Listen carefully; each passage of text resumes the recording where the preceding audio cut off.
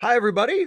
Welcome to the show. Happy Christmas, Christmas Eve to everybody who celebrates Christmas. I hope everybody's had a good holiday so far, and I hope you continue to have one as we venture further into the holidays. As usual, and by the way, 255 AD, I see you in the chat saying you have stomach issues and you want me to distract you. I will do my best, my friend. Um, as always, I will be answering questions that were submitted ahead of time by my wonderful Patreon patrons and wonderful channel members. So if you are with us in the live chat and you have a question for me or something you want to talk about or something you want me to notice, if you were going to be generous and give a super chat or something, please hold on to those until I get through the patron questions and the member questions, and then I'll turn my full attention to the live chat for the rest of the show, and we can talk about whatever everybody wants to talk about. So let's get going with the patron questions and the member questions. And the first one comes from Mary Kiristmas, who says, "Ho, ho, ho. Now I've got my present by hearing you read that. Hope you enjoyed it. Hope you got what you needed from it. I'd like to know what's your heart's desire. DC Discovery crossover? Trump doing a Game of Thrones style walk of shame? Keep up the good work, as always."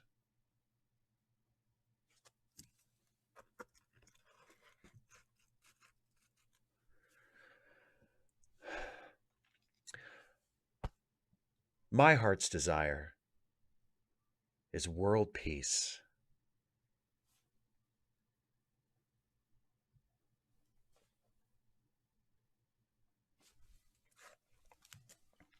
Next question is from Madeline, who says, "Hey, Steve, I just want to start by saying that I really appreciate that you exist and chose to spend your time making amazing content. Your videos and podcasts have brought me a huge amount of joy. Also, the Ensign's log has probably made me laugh harder than anything else. Truly, from the bottom of my heart, thank you for doing all you do, and I hope that 2022 is good to you. On to my question, Mr. Morden voice. What do you want, Mr. Shives?"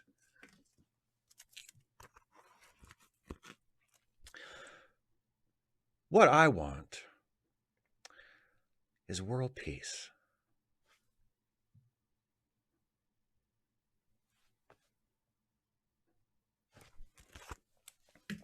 Next question is from Black Cover 95, who wishes you a Merry Christmas, who says, "I'm a new subscriber, so I was initially puzzled when this toy dog showed up out of nowhere. Having now watched the entire Steve and Stuffy series for context, my largely unchanged impression is as follows.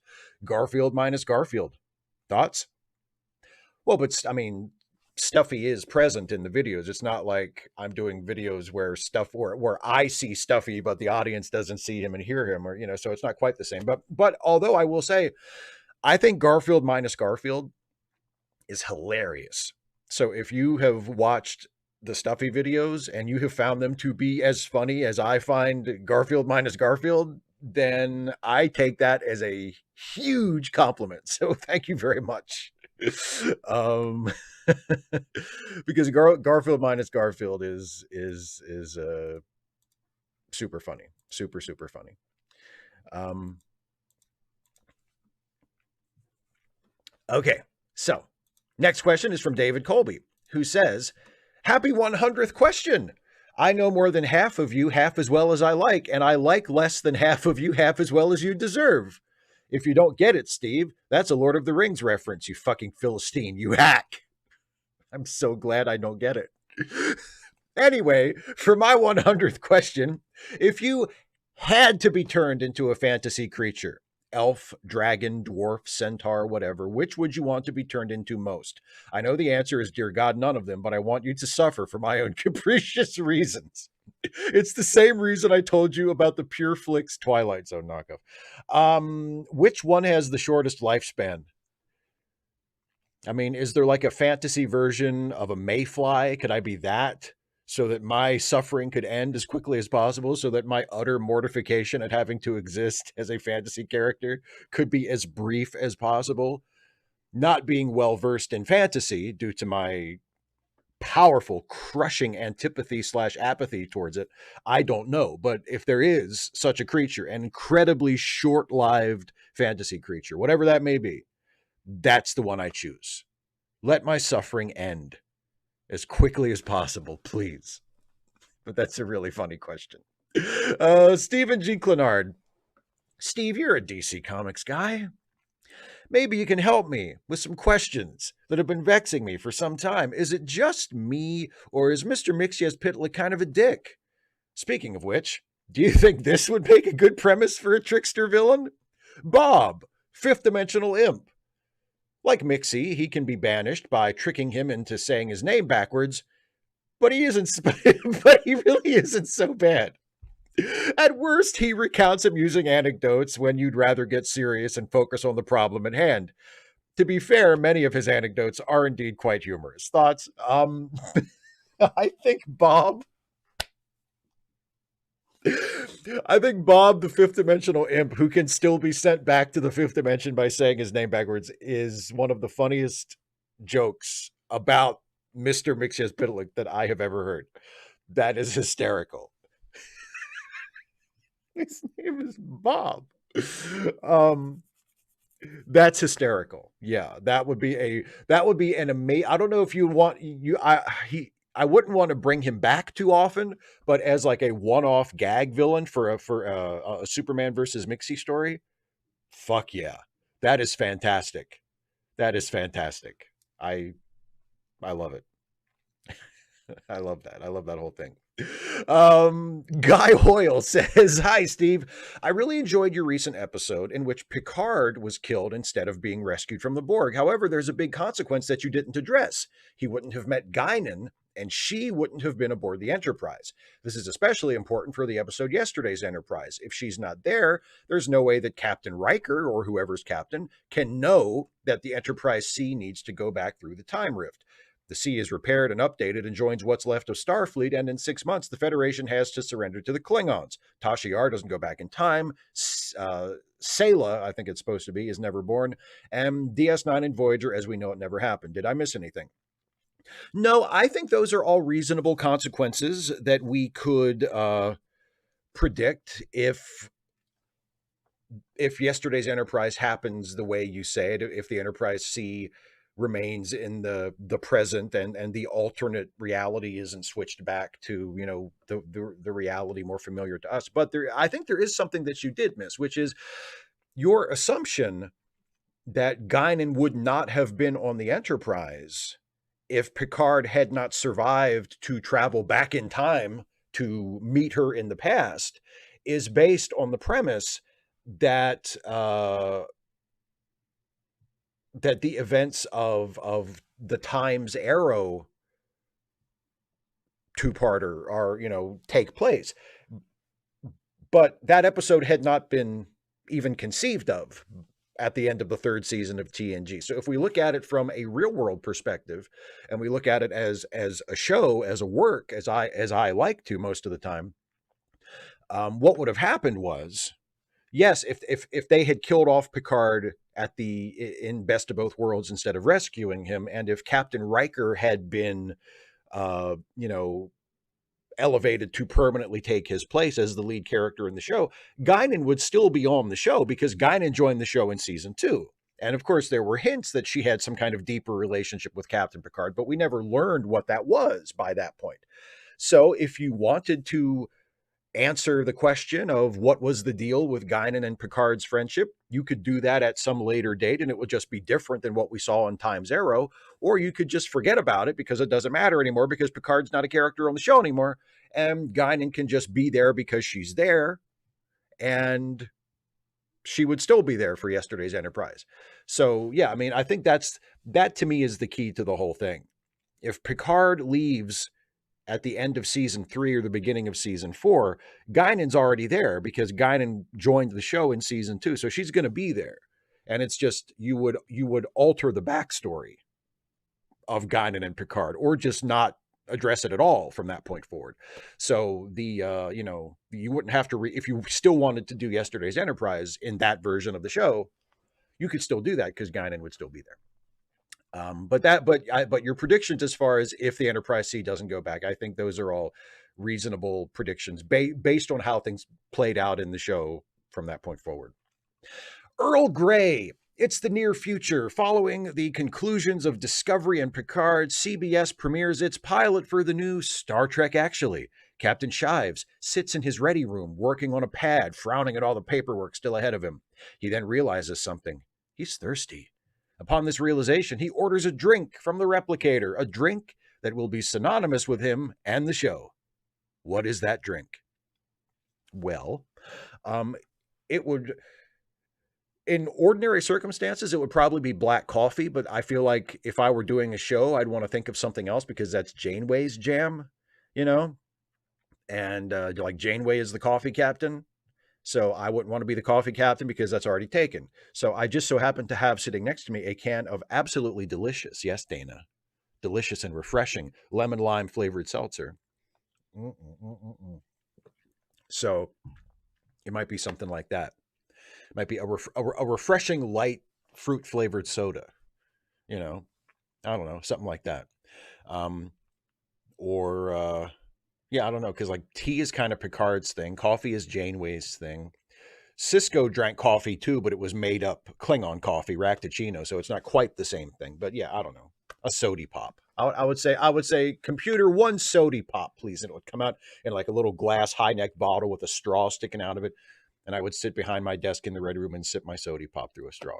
That's what I would do. I would be the best captain ever. Agent Meister, Peldor Joyce. Steve, I was staying in a hotel recently as part of a treat for Christmas. As the receptionist was checking me in, I noticed that there was a chess tournament taking place in a function room near the foyer. At that moment, two members of the chess team, who were tipped to win, stormed out of the tournament, shouting at each other over tactics. Things were getting ugly when the concierge decided to intervene. He told them to stop or take their argument outside, as the hotel does not allow chestnuts to roast each other in an open foyer.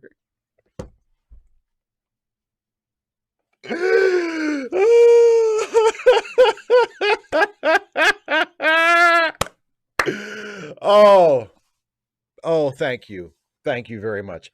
Merry Christmas, Shives Meister, and congrats on reaching 100 Askaways. I hope this doesn't come across as sycophantic, but yours is one of my favorite channels on YouTube. I love your Batman and Star Trek videos, and they have helped me enjoy these two franchises in new ways. Question, though, where does the actually in Trek actually come from, or is that a trade secret? Have a great Christmas, and thank you again for all your hard work. Well, you are very much welcome, and thank you for that awesome joke that I was genuinely surprised by, because I did not read every single word of your question before I read it just now. I read it, I sort of glanced at it to paste it into my notes here, but I did not actually read it carefully enough to get that. So that was a beautiful surprise. So thank you very much.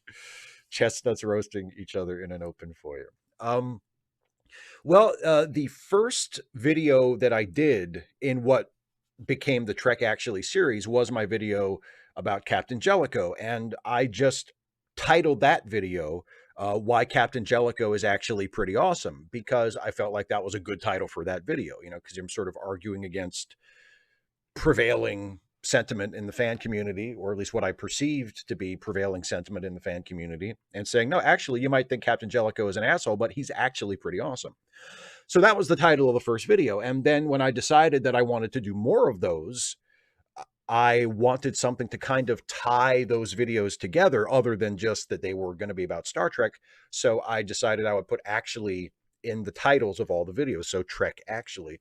And Trek, Actually is a play on Love Actually, which is appropriate because I detest that movie. I think it's an awful movie.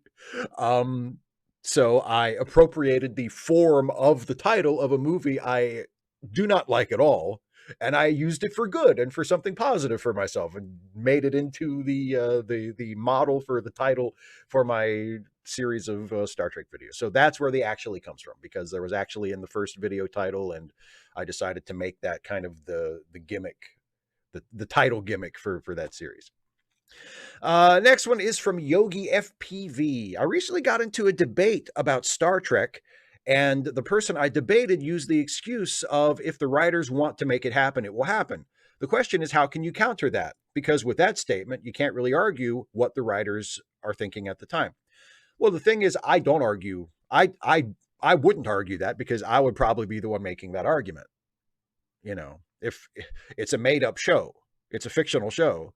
If the writers of the show want something to happen in the show, it will, then it'll happen. And they should be able to do that. The writers of the show should have the freedom to do that, even if it breaks canon, or, you know, contradicts something from some show 20 years ago or whatever. Like, I am completely, you know, I find all of that, all of the fussing and fretting and hand wringing over canon and, you know, continuity and all that stuff, really, really tiresome and suffocating to creativity.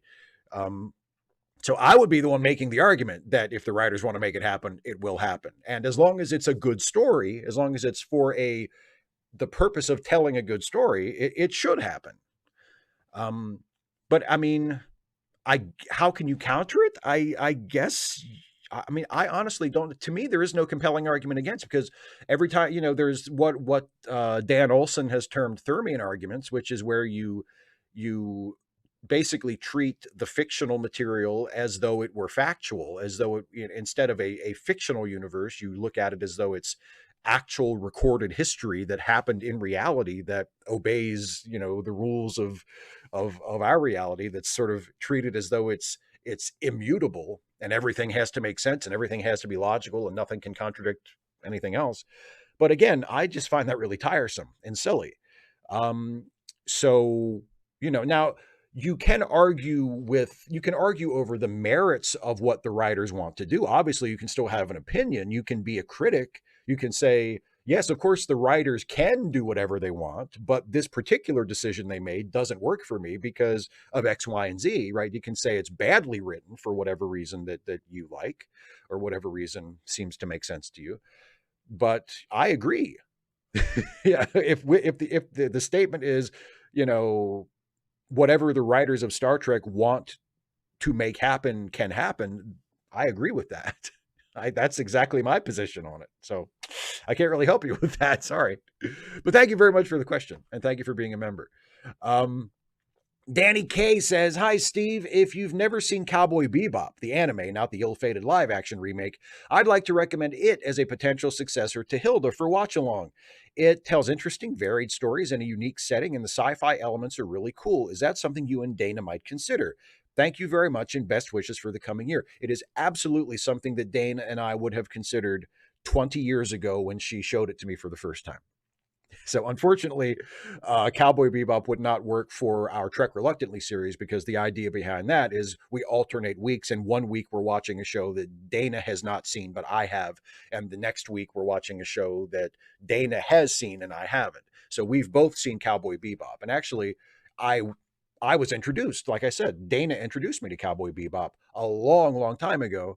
And I loved it. I thought it was fantastic. I still love it. It's one of my favorite animated series ever. And I am not really a big anime fan. Not that I have anything against anime. It's just never really been my thing. I haven't seen all that much of it, but Cowboy Bebop I have definitely seen, and I think it's brilliant. So, but I mean, if not for the fact that I have already seen it and I really really love it, yes, Cowboy Bebop would be perfect for what we could watch after Hilda, but unfortunately doesn't fit the setup of the series as Dana and I have conceived it. But great suggestion, so thank you very much for that. Shazy says, hi, Steve. I am considered an essential worker and have had to come into the office nearly every day during the pandemic. A colleague of mine leans far to the right. Nearly every day I have to hear him complain about feminists, Antifa, transgender people, a minority being represented in the latest comic book or TV series adaptation, our government being compared to Nazi Germany, and him talking shit about the sheeple that are following health safety guidelines during a pandemic. He seems to be unable to go about a single day without constantly complaining about something, which gets seriously emotionally exhausting. This is a 47-year-old man, despite having the emotional maturity of a 12-year-old, who at this point is pretty set in his ways. And had he not been a colleague that I need to closely work with every single day, I would have shunned his ass a long time ago. How would you handle having to work with such a person when you lean to the left politically?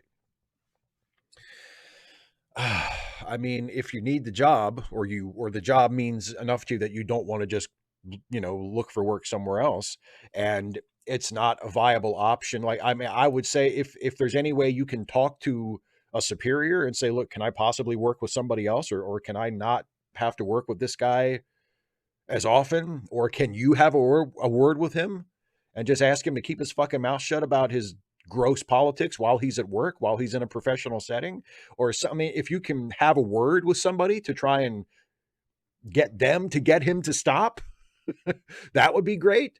But if you can't, if that's not an option for whatever reason, and looking for another job is not an option for whatever reason, and I mean, for a lot of people, it's not. Um, and you said you're an essential worker, and I don't know. I mean, it sounds like a horrible grind to have to come into work every day, especially during the pandemic. But if the job is important to you, and it's worth putting up with this asshole, then unfortunately, I don't. I mean, I think the only thing you can do is keep putting up with it. And um, how would I handle it? I would try to keep my head down and keep my mouth shut, and try to sort of tune him out as much as possible, and find a nice hobby to do when I get off work. I mean, it sucks. I really feel bad for you. It sounds like a horrible situation. Um, but I mean, there's only so many things you can do. You can talk to someone else. You can talk to a third party, like a boss or a supervisor or whatever, and see if they can do something about it. You can talk to this guy directly and see if you can reach some kind of understanding and get him to knock it off. You can leave, find another job, or you can find a way to live with it. I mean, it seems to me like those are the only options. Um, I don't know if you're a believer in a higher power. I am not, but perhaps you are. I suppose you could pray for his death. You know, I mean, it sounds like he's going to get COVID eventually anyway. So, but no, I wish I had better advice. I wish I had better advice, and I wish you all the luck in the world in continuing to deal with it. I would not, yeah, I would not want to be in your position. It sounds terrible. Dana, I know you've said you aren't planning to have a pet, but have you ever considered fostering? The Humane Society of Washington County recently celebrated its 100th anniversary. Lost or abandoned animals often need some TLC even after all their basic medical needs have been attended to, so they can regain their indoor and social skills and more easily find a forever home. This might be a way you could have a furry friend around and make a positive difference in the world. Is it something you might consider doing? Also, have you had Christmas with your family yet? Did you give a hug to your dad and to Danny? Did you ever believe Santa Claus was real? And if so, when? And why did you stop believing? Also, since I'm still not at my limit, I think you should put links and descriptions of all your favorite charities down in the video description. Also, which charity is your absolute most favorite and why? Merry Christmas, Steve, and best wishes for 2022. Well, thank you, Dana. And of course, I wish you the exact same thing. No, I am not going to foster a pet. I'm not interested in doing that. If I wanted to have a pet in the house, I mean, fostering might be an idea, or I would just go adopt one. But I don't. At least I don't right now, and for the foreseeable future, I don't. So no, I won't be doing that. I won't be fostering or adopting or anything. Like I like it just being me. So no, I'm not considering doing that. But I think it's a wonderful thing to do. Like I love when people do that. I think it's terrific. Um, I'm just not going to do it. I know, and my family and I have not had Christmas yet. We're having it tomorrow. We don't do anything on Christmas Eve. We're getting together tomorrow, and yes, I will certainly give my dad and Danny a hug. Yeah, when I was a kid, I believed Santa Claus was real, and I don't remember. It's funny. I was talking about this 2 weeks ago with Jason when we were getting ready to record our Miracle on 34th Street podcast.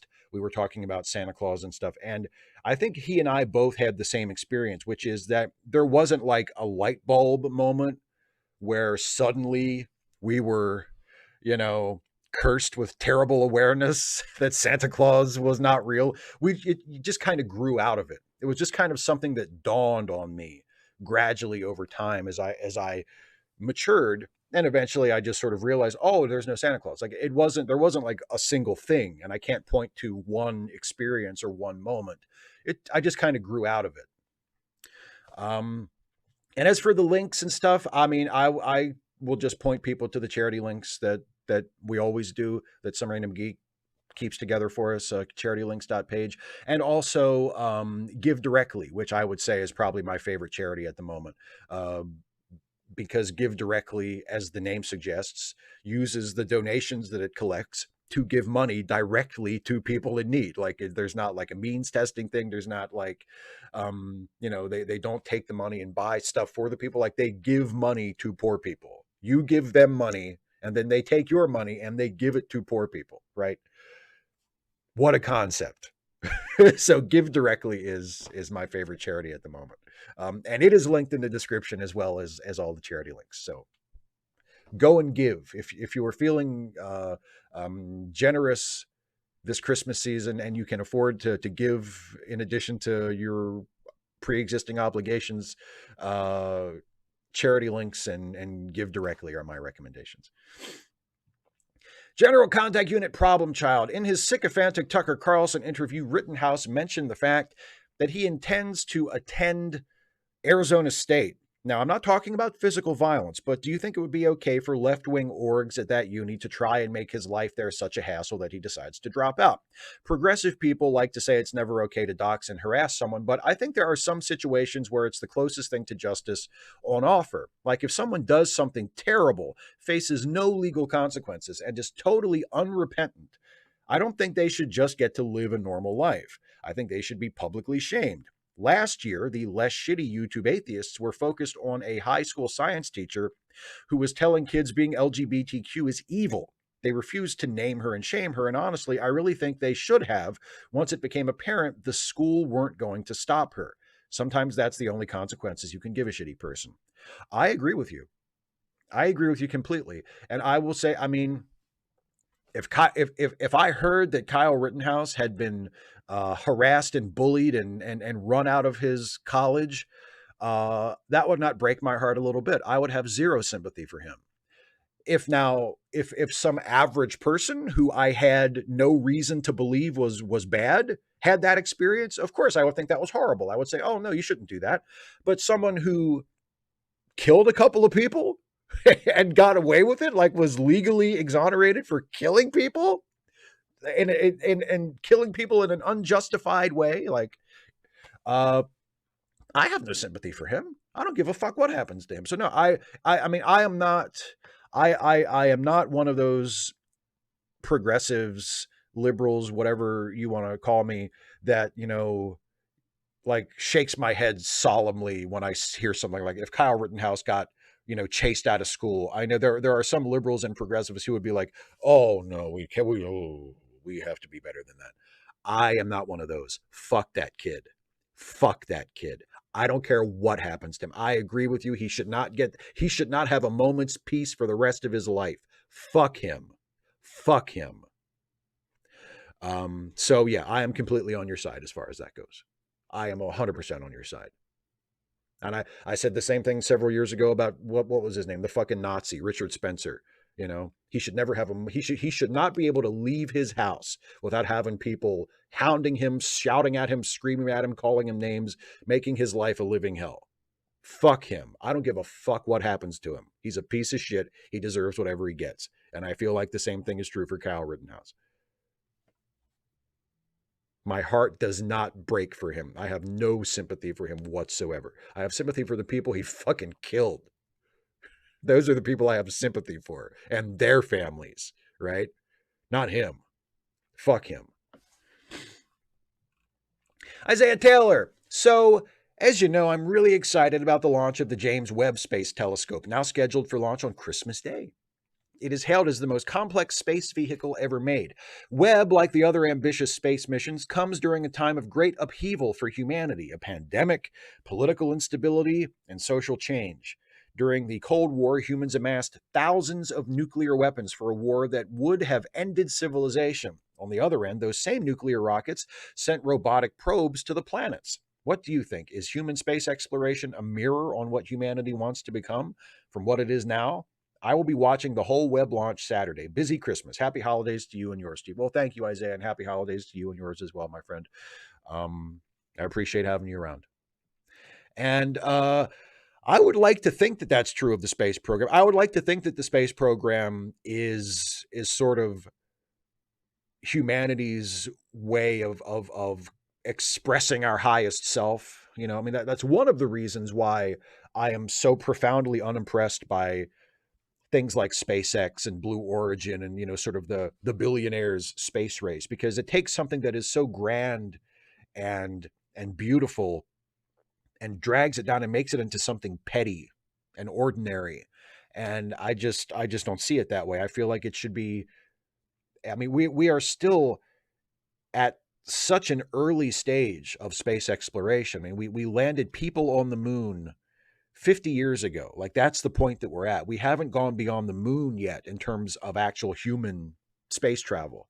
So we're still very, very, very young as a spacefaring species. And it breaks my heart to think that we're already turning it over to people who just want to commercialize it and monetize it and turn it into, you know, another destination for tourists. And it really, really diminishes the entire enterprise. And yeah, things like the Webb telescope, which for people who don't know, the Webb telescope is basically the successor to the Hubble Space Telescope.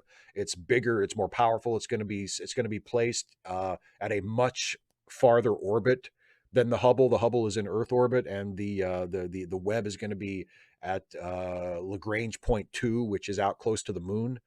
So it'll be further away from Earth. It'll have a longer range. It'll be able to see things that we have never seen before, and it's super, super exciting. And that is the kind of thing that I, you know, sort of get fluttery about. You know, not, you know, Jeff Bezos flying his little dick-shaped rocket into space. Into space. So anyway, yeah. I think we're on the same page there, Isaiah. Some random geek who says all states are bad. So I tweeted this on Twitter. My friend Joey shared it on their Facebook. I think your audience would get a kick out of it. I have heard of atheists being baby eaters, but I never heard of surprise orgies. Did you ever experience these surprise orgies? While the advice of no pants makes sense, I think it is important we have a consent system. Automatically, folks are opt out of participating in viewing surprise orgies and consent to opt in. One can opt in to just viewing or participating or both. And of course, during the act, someone can withdraw their consent if they are uncomfortable about something. Just remember, if you give consent and are participating in an orgy, but all you are doing is masturbating, you are doing it wrong. So, Steve, what are some of the weirdest things you are blamed for doing as an atheist? And I want to take a second here and load this tweet, because I probably should have done this ahead of time, but I didn't. So let me go ahead and load this tweet, and I'll add it into my encoder so everybody can see it.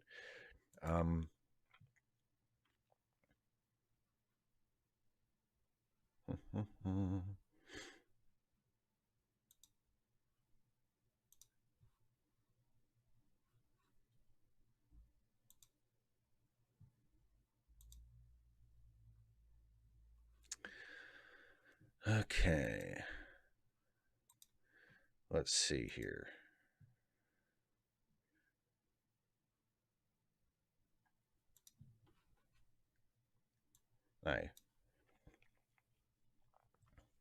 I know this is like riveting television here.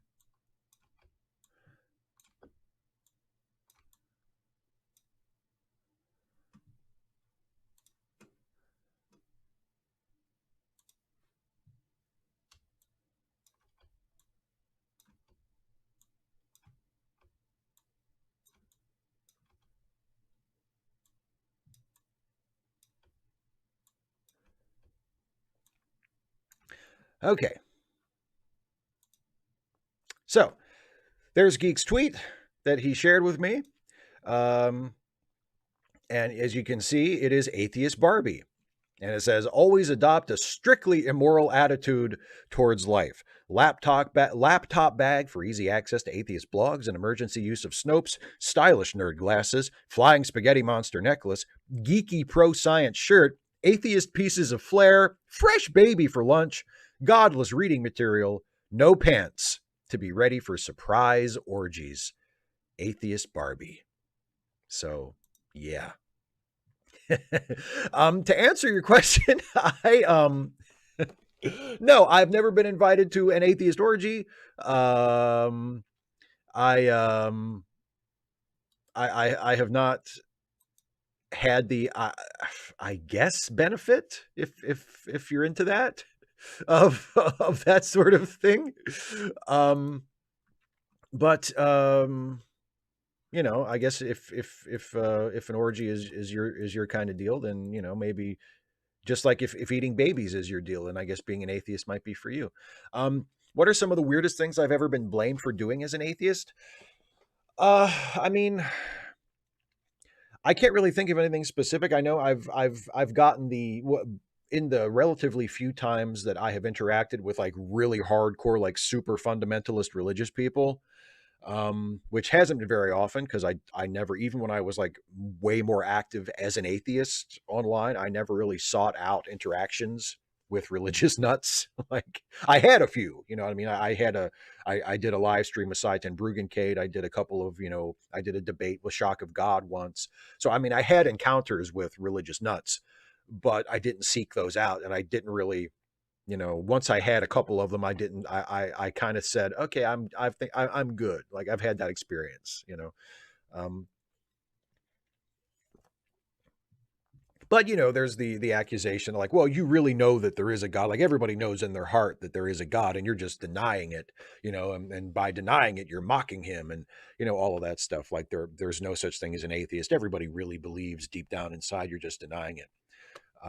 You know, so I mean, stuff like that, but I've never been accused of like causing the downfall of civilization or anything like that, or, you know, eating babies or having orgies or whatever. I've never actually been accused of that stuff, but, you know, I guess they looked at me and they said, well, he doesn't have any fun.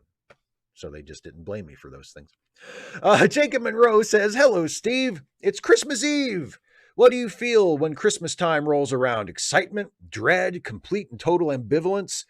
Um, Not complete and total ambivalence, but probably closer to that than the others. I'm not, I mean, look, I'm 41, you know. I'm a grown up. Like I don't get excited about Christmas, you know? Like I just don't. I don't really care. But at the same time I don't feel dread either cuz I don't really do anything. Like there's nothing for me to dread. You know, I'm tomorrow I'm going to get together with my dad and my brother. And that's going to be my Christmas activity. You know, so I mean, there's nothing to dread. Like I don't dread hanging out with my dad and my brother. I like seeing my dad and my brother. So that's what we're gonna do. There's nothing to dread. But at the same time, you know, if dad called me up and said, hey, you know what, we're gonna skip Christmas this year. We're not getting together. Like, I'd be fine with that, you know. Like it wouldn't break my heart.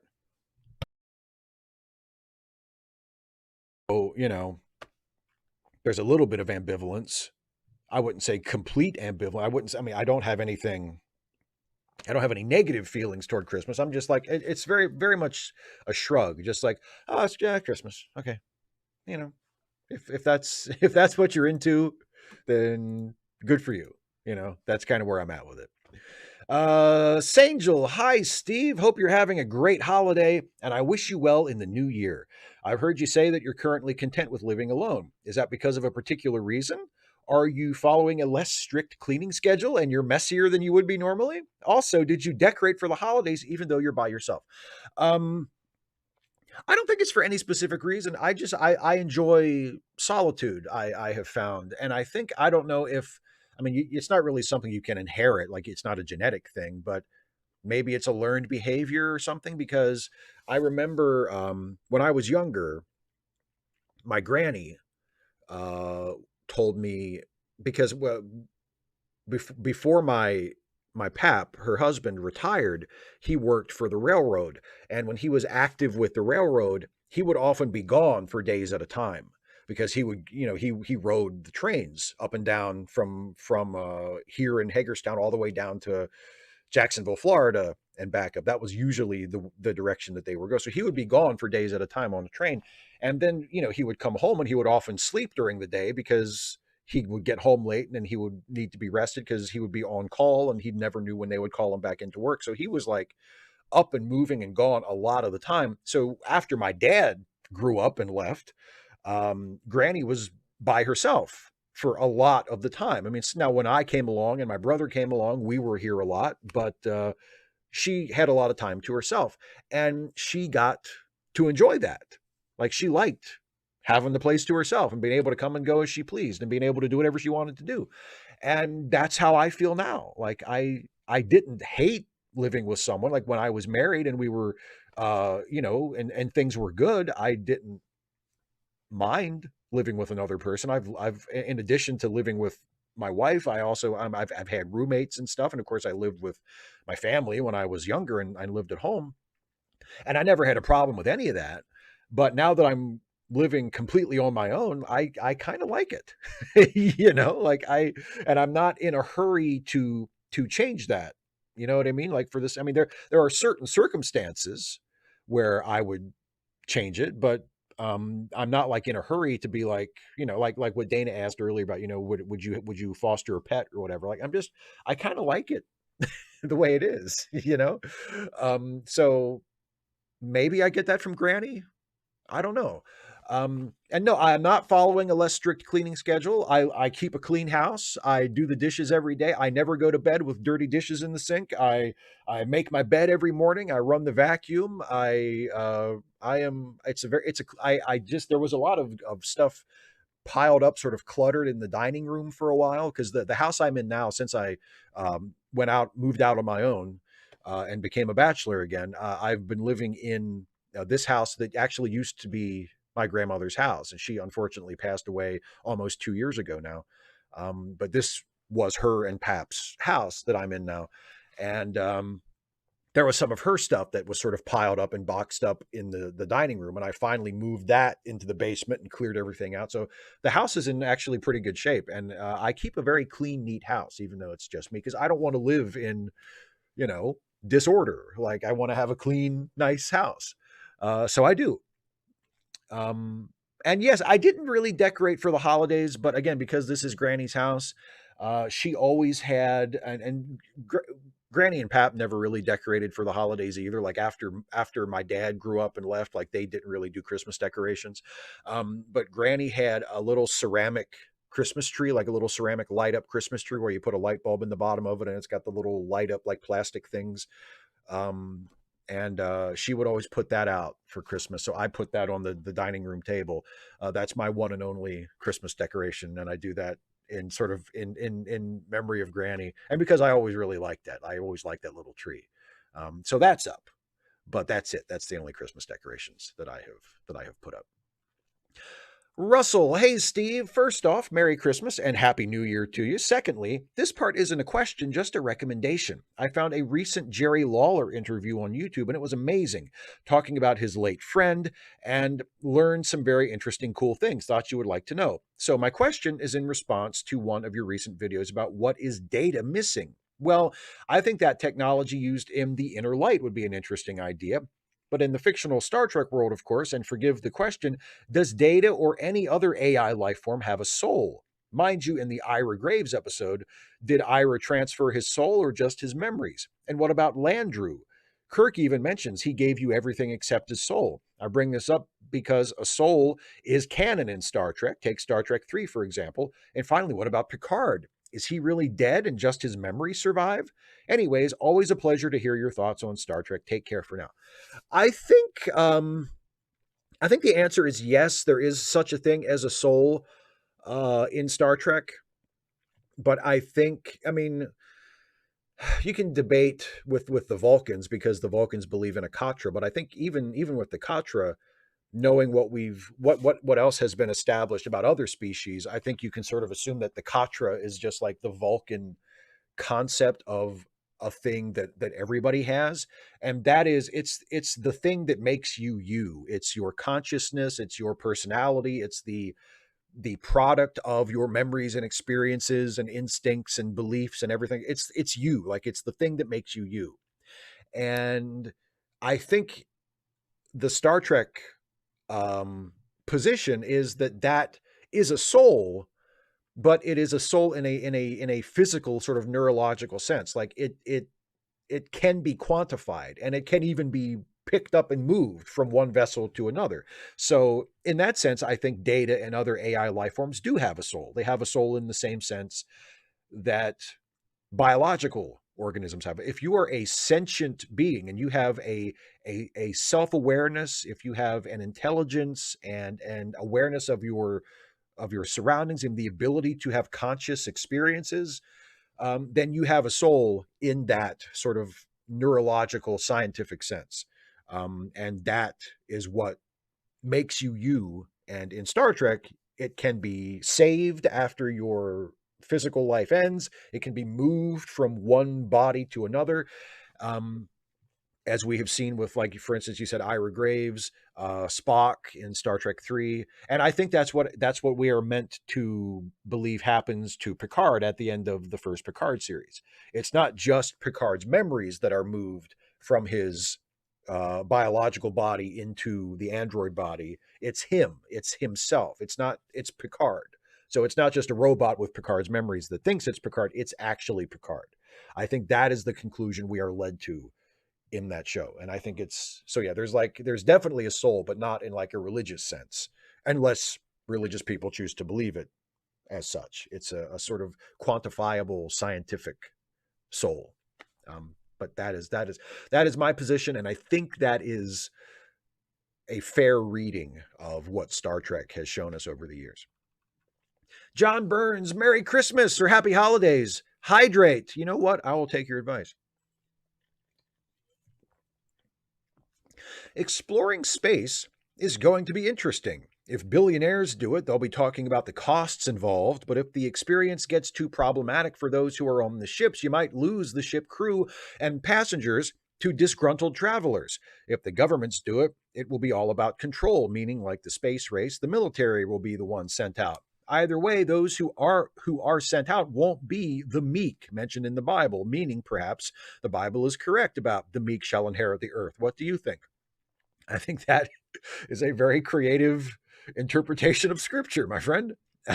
Perhaps the meek shall inherit the earth because they'll be the only ones left because everybody else will have gone off into space and the meek will be the only ones still here. So they will inherit the earth. Maybe, I don't know. Maybe that's how it will happen. I think that is, I think that is a very, very creative interpretation. Joe McClory says, Merry Christmas, Steve. Mind taking a moment to share with us your favorite adaptation of A Christmas Carol and maybe spend a few moments as to why it is your favorite. Okay, so as far as movies, my favorite movie version of A Christmas Carol is the one starring Alastair Sim as Scrooge. And I think it's been released on video under a bunch of different titles. It's been released on DVD. I know I have a copy of it on DVD where the package title is A Christmas Carol, but the actual film originally was titled Scrooge. But either way, it's the story of A Christmas Carol, and it's Alastair Sim as Ebenezer Scrooge, and I just love that version so much. It's easily my favorite movie version. Like there's not another movie version that even comes close to it for me. And I think it's because of Alastair Sim's performance as Scrooge. I think he plays Scrooge in a way that is very human, that is not as cartoonish as Scrooge is often portrayed in other versions. You know, his redemption arc is believable because Sim makes him human. And, you know, it's not like this impossibly cruel, hateful guy suddenly has an awakening. It's a process that you see throughout the film through his performance. And it's a beautiful bit of acting, and it's a really well shot film, and gorgeous black and white cinematography. And it's far and away my favorite movie adaptation of A Christmas Carol. But I think One that might have it beat, and one because as much as I love that movie I was just talking about, I don't watch it every single year. Like I haven't watched it yet this year, and I don't know if I'll have time to watch it this year before tomorrow. You know what I mean? Before end of day tomorrow. Um, but one thing that I always do every single year. It's not Christmas until I do this, and I haven't done it yet. I'll probably do it tomorrow. Is listen to the audiobook of Patrick Stewart's A Christmas Carol. And Patrick Stewart, for back in the 90s, he would do it as a one-man show. And I think he did it on Broadway a couple years and did it on tour a few times. And I've never actually seen him do it live, but he did a one-man show version of A Christmas Carol, and it's an abridged version of the text. He's not reciting the entire book, but it's most of the book. And it's Patrick Stewart performing A Christmas Carol and playing all the characters and doing the narration, and it's just him doing it. And the audiobook is basically a recorded version of that. It's Patrick Stewart reading A Christmas Carol in the fashion that he did it on stage. And it's one of my very favorite things. And like I said, I listen to it every year for Christmas, and that I think is my favorite adaptation of A Christmas Carol is the Patrick Stewart one-man show version. But as far as movies, it's definitely the Alastair Sim version. And I don't even know what second place would be.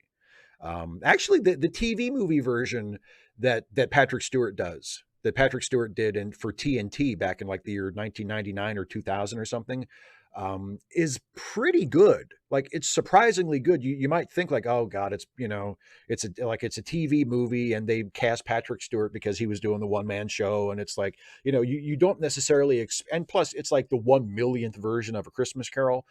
You don't necessarily expect it to be good, but it's surprisingly good. I don't think it compares to the Alastair Sim version, but then again, I don't really think anything does. So yeah.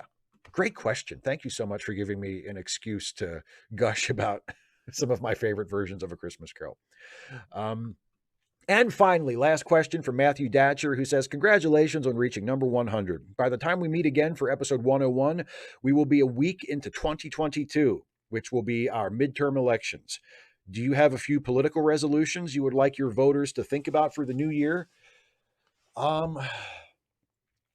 Don't give in to despair. Don't let discouragement or annoyance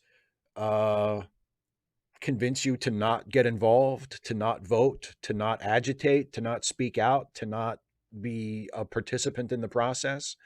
You can't change anything from the outside. I mean, voting is not the only thing you can do, and voting is not the only thing you should do. But voting is something that you absolutely should do. And it is the easiest and most powerful way that an individual has to participate in the system and to make a difference. Voting by itself is not enough. Voting by itself is not the only thing you should do if you want to be an active, responsible, engaged citizen. But voting is something that you absolutely must do. It is not sufficient, but it is necessary. We'll put it that way. Voting is not a sufficient action to be a good citizen, to be an active member of society. But it is a necessary one. And that would be my resolution. Get out there and vote in the primaries, vote for the most progressive candidates that you can find on the ballot, and whoever gets the nomination for the Democrats, even if it's not who you wanted, even if it's someone who's more centrist or not as progressive as you want, which happens a lot, vote for that person in the primary, or vote for that person in the general. Be an active participant in politics, and don't let frustration or discouragement or disappointment push you away. Like you have to, especially now, especially in this climate, especially with things as bad as they are and as bad as they could potentially get if a couple of elections don't go our way. I mean, it's really scary to contemplate. So we have to stay involved, and we have to support the most progressive candidates that we have in each particular election at all levels, and in primaries and in the general. So stay involved is my resolution. Stay involved. And on that note, that's the end of the patrons and member questions. So thank you all so much for your questions. And now I will turn for the remainder of the show to everybody who was with me in the live chat. So hi everybody. Oh look, there's a super chat that I missed from Daniel Bradshaw. Thank you very much. Daniel says, I want to give you something for Christmas. I absolutely love your Star Trek videos and they make me happy. Thanks. Well, thank you very much, Daniel. I really appreciate that. Oh, and there's another one from Daniel for another $5. So thank you very much for being generous a second time. Sorry, I meant to say love your videos, but my mistake will give you another 5. Well, I appreciate that. You didn't have to give me another one to correct yourself, but I appreciate the generosity. Happy holidays. Let's see. Oh, Radical Bacon, I just saw this. I was just scrolling back just to find some comments to respond to, and I see you said, speaking of voting, my felon friend got his rights restored yesterday. Awesome. I'm so that's fantastic.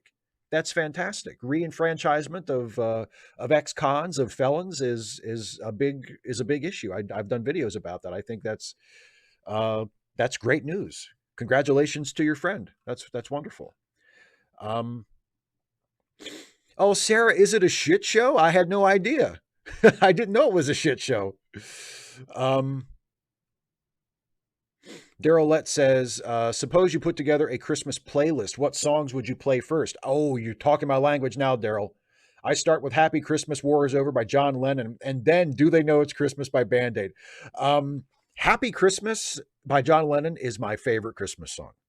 It's not much fun at parties because I think a lot of people, when they hear it, they automatically think of that like, feed the children commercial where they use it to sort of guilt trip you into supporting the charity, which I think is great, by the way. Whatever you can do to guilt trip, if you can convince people to support a charity that feeds starving children, I think that's fantastic. But so it's not a lot of fun at parties, but I love that song so much. Yeah, Do They Know It's Christmas is good. As far as, if you want to go from that to some of the classics, I've always loved Silver Bells. I have no idea. I really love the song Silver Bells. It's like a classic Christmas song.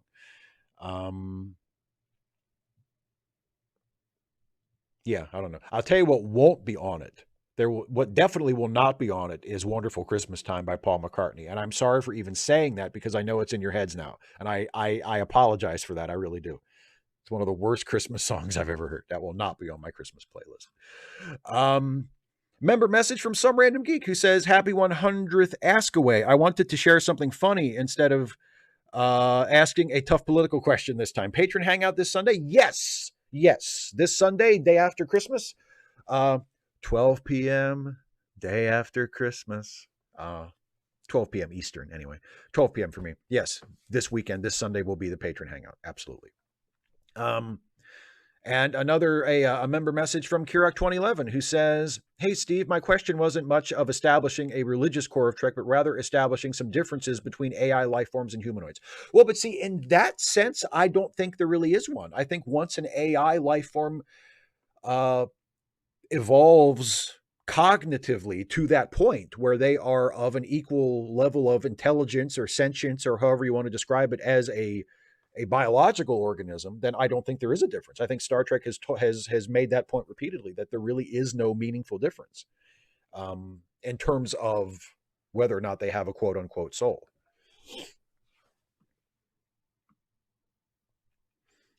Sarah says, "Oh yeah, this is Ask Away 100. This is the one that's going to finish with a striptease, right?"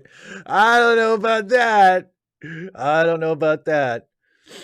255 AD says Kemp Chalmers was defending Rittenhouse while you were looking at the pre-submitted questions.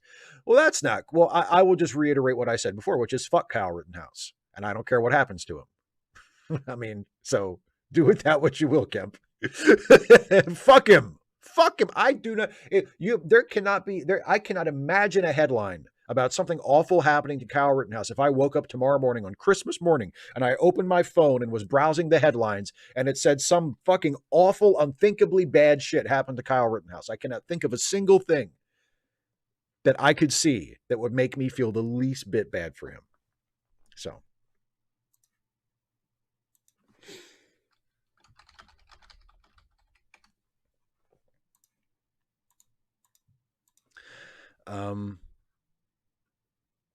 Super chat from Sinister Intelligence says, I'm watching Star Trek 4, it's Star Trek 5, but I think you mean Star Trek 4, The Voyage Home, tonight. A great movie with amazing Christmas-sounding music, then probably Generations. Dave Foster's Carol of the Bells is my favorite.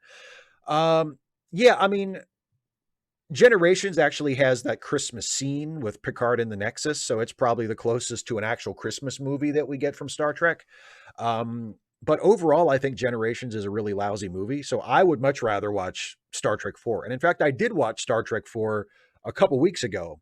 It was, maybe 2 weeks ago. I think I watched Star Trek 4 and loved it as I have, for many years. I really, really like that movie. And yes, the score to Star Trek 4 is beautiful and sort of atypical for a Star Trek movie. Like it's a completely different theme. And yes, with the bells, the big, especially when they hit the big theme at the end, when they're doing the credits and, they're showing you the cast and it's like, da, da, da, da, da, da, da, da, da, da, da, da. It's, oh yeah. And it does sound Christmassy now that you mention it. It's, yeah. Star Trek 4 is a good holiday movie, I think.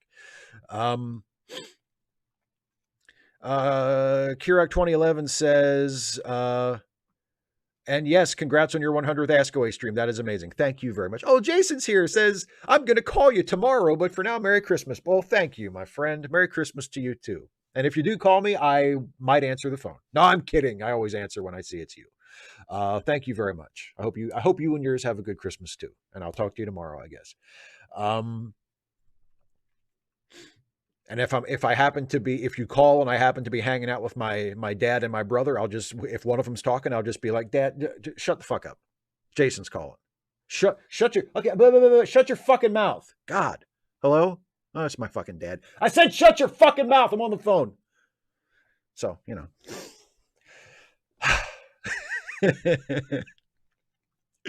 Some Random Geek says, I imagine you being the ginger ale captain. Am I, you know what? Ginger ale? Yeah. Hey, maybe that's a good one.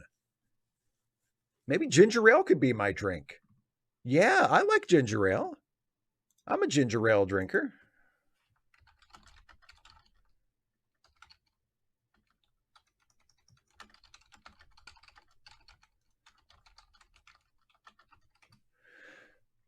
Yeah. The ginger ale captain. Thank you, Geek. That's totally it. Ghost Wheel with another super chat. Thank you very much. Says, headline, Kyle Rittenhouse explodes in Steve Shives' house. As long as it's outside and he doesn't fuck up the house too much, I'm completely fine with it. Oh, and Radical Bacon asks, when will me and Jason finally meet in real life? I have no idea. Hopefully before one of us is dead. So that we can hug each other and the person being hugged is not in a fucking coffin. It would be Jason. Let's be honest.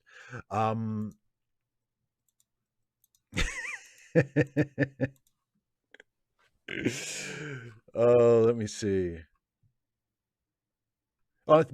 Peter White says, my best to you and your family for the new year. Congrats on the success. Thank you, Peter.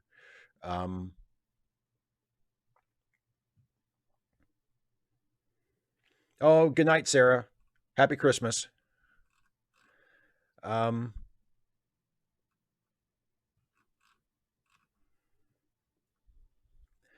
and Crochet Tiger says Star Trek 5 might be good to watch at Christmas. What does God need with a starship? Yeah, I watched Star Trek 5 just recently too. And it's a great, it's a great fun movie. I mean, it's not a good movie. Star Trek, unlike Star Trek 4 is a good movie. Star Trek 5 is not a good movie, but it's a really fun movie to watch. So, yeah.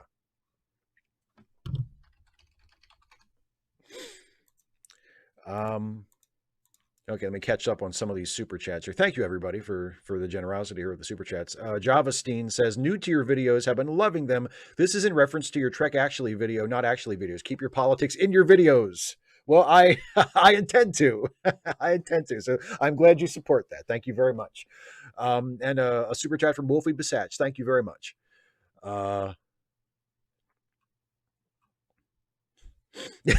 See, Jason has the same idea, Radical Bang. Deathbed, his. I mean, we'll see. We'll see. We'll see. I would like for it to be before the deathbed. before the deathbed. But if it comes to that, you know what? It's hey, my coffin or yours, man. My coffin or yours.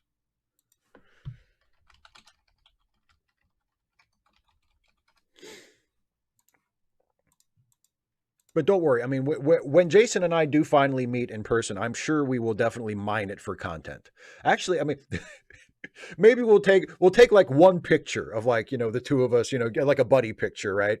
And then that'll be it. Like no video, no, whatever. Like we'll actually just hang out with each other like normal people instead of doing like a thing for the fans. It'll just be, like, oh no, we met over the weekend. It was awesome. We hung out like friends, like normal people, and then we went home, and you don't get to see it because that's not how that works. But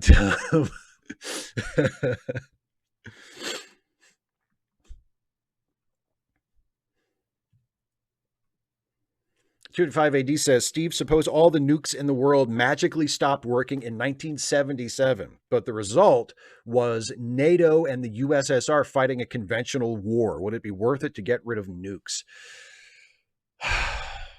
That's a tough question because the potential destruction of nukes is it far outstrips anything that a conventional war could do. But if you're saying that if we got rid of the nukes, but then there definitely was a conventional war that didn't actually happen, like that's it. I mean, you're saying we'll get rid of the possibility of complete nuclear destruction, but the price of that is that we basically have a third world war, but it's a conventional war instead of a nuclear war. I don't know. Like that's a tough, I mean, in the long term, I think it will be worth it. Like in the in the fullness of history, I think it would be a fair trade because you're like, well, we completely rid ourselves of the threat of nuclear holocaust, which could have destroyed all life on this planet, and all it cost was another conventional war. But if you live through that conventional war, or perhaps if you don't live through it, then you might have a very different opinion. So that's tough.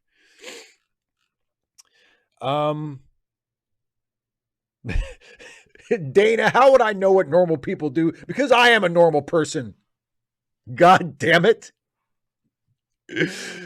Don't you norm shame me. Yes, Jason, when you and I meet, it will be on OnlyFans. We'll start an OnlyFans just for that.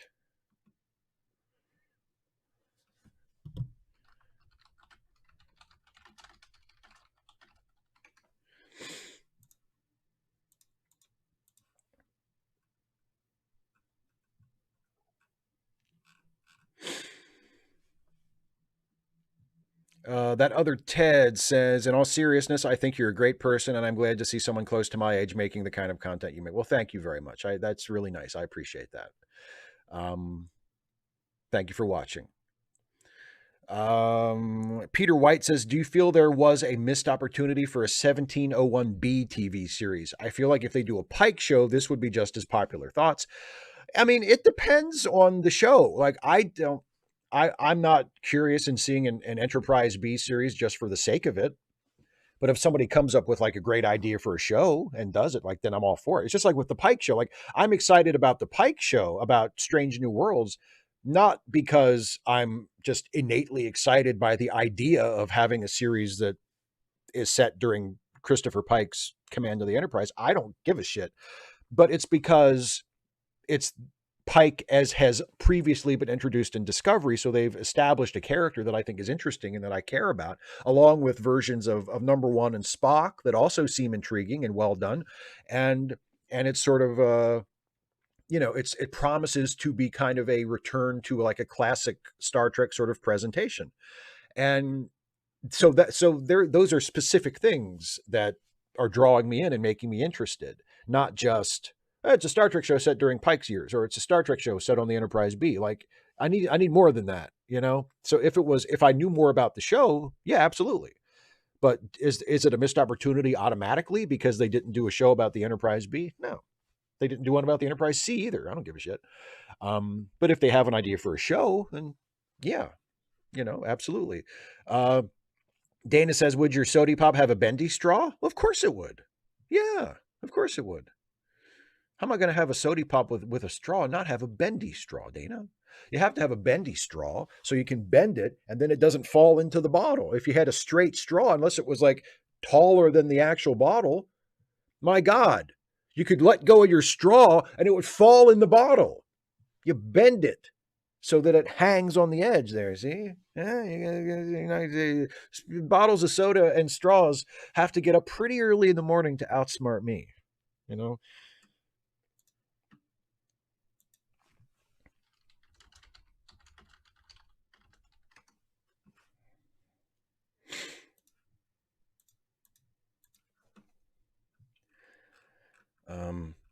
Super chat from Jacob Monroe says, will you be watching Holiday Bash tomorrow? You bet your ass I will. Absolutely, I'll be watching Holiday Bash tomorrow. Yes, for people who like to follow my wrestling watching habits, normally Friday night is wrestling night, but wrestling is not on tonight. It's actually on tomorrow night. So, I mean, I think wrestling is on tonight, but it's not the wrestling I watch.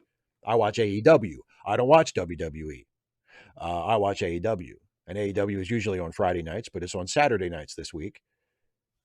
I don't know why, but I guess they wanted to do some Christmas wrestling. So, yes, I'm definitely going to watch it.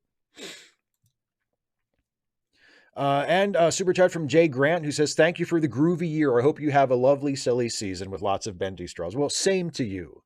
Thank you very much. I appreciate that.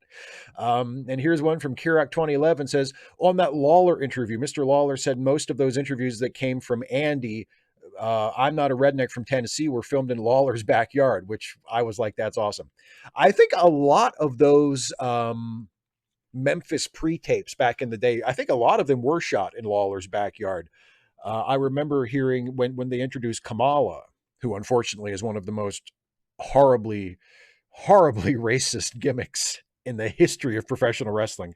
Kamala, the Ugandan headhunter, like just a fucking horribly racist gimmick. But when they were doing vignettes to introduce Kamala to the audience, and they had videotape of Kamala in the jungle, they shot that in Jerry Lawler's backyard. So they used Lawler's backyard for a lot of their on-location pre-tapes back in the day.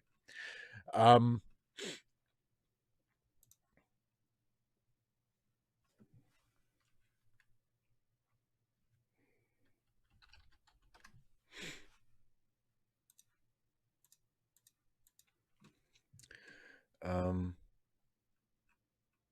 25 AD says, when I was 13, I told my 6-year-old cousin about the real St. Nicholas. I accidentally made him cry because I mentioned St. Nicholas is dead. What would you do in that situation? I would say, hey, come on, don't cry. I would slap him on the back and say, you had to find out sometime, kid. I have no idea. I would be like, oh shit. Did I still believe? I'll be doing the math in my head and think, oh fuck, did I still believe in Santa when I was 6? Fuck. Oops. Sorry for disillusioning you preemptively or prematurely. 255 AD says, if you and Dana did an anime, would you go dub or sub? If it was just the two of us watching it, I usually go sub because I like to hear the original voices. But I'm not sure what would be if we were doing it as like a live stream, as a watch along for every. I mean, I guess if we were doing it as a watch along and everybody could watch, and we're watching the same thing, but everybody could watch it on their own, and it was the exact same video, just with a different audio track, then I guess it would be up to the viewers. They could watch whatever version of it they wanted when they were watching along with us.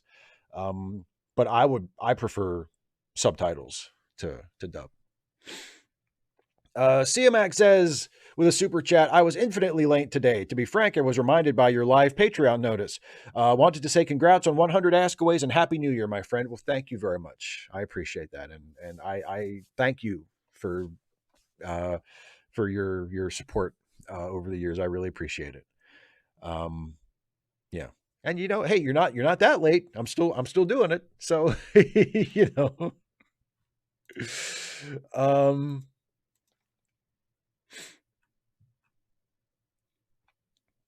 Yeah, Dana has a good answer to 255 AD's question. Make sure your parents didn't find out. Hey, you're not pinning this on me. I didn't tell him. How was I supposed to know he thought he still thought there was a fucking Santa Claus? This isn't my fault. You're the parent. It's not my fault. Don't I? It's not my job to keep your secrets. Geraldo Trekkie says, so apparently Ben Affleck doesn't want to be Batman anymore, and instead we get Michael Keaton. Are you looking forward to the Flash and the Batgirl movie? Yes. Yes, I am. I thought that Ezra Miller's Flash was one of the few quasi bright spots in the Justice League movie, both versions. So I'm interested. And from the trailer, it seems like the Flash movie is going to have a much lighter, sort of more adventurous tone to it than the Justice League movies did. So I'm looking forward to that. And I'm interested to see Keaton as Batman again. I thought Affleck did fine as an actor, but I have no love at all for his version of Bat. I thought that was as written. I thought that was an awful version of Batman. But I mean, Affleck as an actor did what he could with it. But yeah, I'm curious to see Keaton again. And yeah, I'm cautiously optimistic about the Flash movie and the Batgirl movie. Yes. Some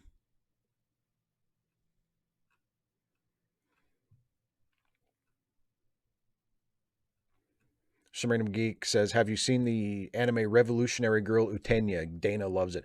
I think that's another one that Dana showed me back in the day, like back when we were watching Cowboy Bebop, because we watched a couple of animes that she really likes. And I think that was one. But I don't remember. That one did not stick in my brain nearly as much as Cowboy Bebop did. Like, I remember other ones that we watched, and that I also remember liking. Like, we never watched an anime where I was like, oh, fuck, this is terrible. Like, I liked all of the ones that she showed me. But the only one that really stuck in my brain that I still have a sense of after all these years and really, really have a love for is Cowboy Bebop. Peter White says, a lot of resistance I've seen to the updated look and tech of the TOS era, Disco, Strange New Worlds. I like it myself. I don't get why people want the sets to have a 60s aesthetic and are against retcons. Thoughts? I don't get it either. It's one of the things that I find the most annoying about not just Star Trek fandom, because this is something that I think has become a problem in a lot of different fandoms. And I think it goes back to what I was talking in response to an earlier question when I was going through the patron questions. I think Yogi FPV asked it. And I mentioned Thermian arguments, where when people treat the fictional things that they see on screen or on the page or what have you as though they are real and that they must be as consistent as things in the real world, So if that's the way things looked in Star Trek in the 60s, then if you're doing another show, even though you're making the show 50 years later, if you're setting it in the same era as the 60s Star Trek, you have to make it look exactly the same because that's how it looks. I have never found that a particularly compelling viewpoint. Like I said, I think that strangles creativity. Now, if you want to make it look that way, if you are the creator of the show and part of your vision for the show is you want it to look that way, that's fine. But if you want to do something different, if you want to do an updated look like they've done for Discovery and like they're doing for Strange New Worlds, you should have the right to do that. It's all made up. It's a made up show. If you want it to look a particular way, you should have the right to make it look any fucking way you want because it's your show, right? And yeah, the retcon. The thing that galls me about it is that retcons, especially those kind of visual retcons, where you're not even rewriting the actual history of the show in any significant way. It's like an aesthetic retcon. It's like recasting an actor to play the same role, which is something that Star Trek has done repeatedly, right? Kirstie Alley played Saavik in Star Trek 2, and then was replaced in Star Trek 3 by Robin Curtis. It's the same character, supposed to be the exact same person, obviously played by a different actor. Nobody cares. Nobody makes a big deal about it because we get that it's a made-up show and they just replaced the actor and hired someone new. That's a very small example of a visual retcon. You change the way a character looks, but nobody in the fictional world notices because it's all made up, right? And as far as they're concerned, that's just the way it's always looked. They don't notice a difference. To them, there is no difference. To us, there's a difference because we're looking at it from the outside. That kind of thing happens all the time in all kinds of properties. You know, Michael Keaton, Val Kilmer, George Clooney are all the same guy. They're all playing the same Batman. That's the exact same character. They are living the same life. They're in the same timeline. Not only do they look different, they have different personalities. Their movies have vastly different visual styles and tones. Like this kind of thing, it's done. It happens. It's normal. There's nothing wrong with it. And yet, for some reason, certain fans, and not only in Star Trek, but a lot in Star Trek, are complete fucking babies about it. And it really gets on my nerves. Liam Foley says, do you think it's likely the Webb telescope will find evidence of life in the galaxy? I have no idea how likely it is or not. But I really hope so. I mean, I have no way of judging how likely it is, but I really hope so. Couple of super chats here I missed. Kirak 2011 says, my final thought on this topic, the more I think of it, I think the inner light would have worked even better with affecting Data as opposed to Picard. You know, a lot of people brought up the inner light in the comments of my video, my Data video. And I do think having Data have that experience instead of Picard would have been an interesting way to go. And, you know, it would, and would also be a way of sort of answering that question that is at the heart of that video I made, which is would it be possible for Data to have a more typical human experience, even though he's an android? And yeah, one way you could do it that I didn't mention, I mentioned, you know, sort of grafting him into a human body or putting him into a super realistic holodeck simulation. Another way you could do it would be to inner light him. I think that's a really, you know, a really valid way to look at it. Or an interesting way to look at it. And another super chat from Kirak 2011 says, now changing the tone, do you consider Lethal Weapon and Die Hard Christmas films? Yes, I do. For this reason. I don't have strong personal feelings on the matter one way or the other. I don't care if Die Hard or Lethal Weapon are considered Christmas movies or not. But I am a descriptivist when it comes to these sorts of things. And my perception is that most people who have a very strong opinion on the matter do think of, especially you don't hear Lethal Weapon as much, but you definitely hear Die Hard. And people who have a strong opinion on it seem to think that Die Hard is definitely a Christmas movie. So if Die Hard is widely perceived by people in the audience or people in the culture abroad as being a Christmas movie, then guess what? It's a Christmas movie. Like it's not any more complicated than that for me. Like if it is seen as a Christmas movie and treated as a Christmas movie, and it's a movie that a lot of people like to watch during the Christmas season because they think of it as a Christmas movie, then it's a Christmas movie. So I think Die Hard is definitely a Christmas movie. And I've seen Lethal Weapon once or twice, but I have not watched it nearly as much as I have seen Die Hard over the years. But I will, Lethal Weapon can be a Christmas movie too, of course.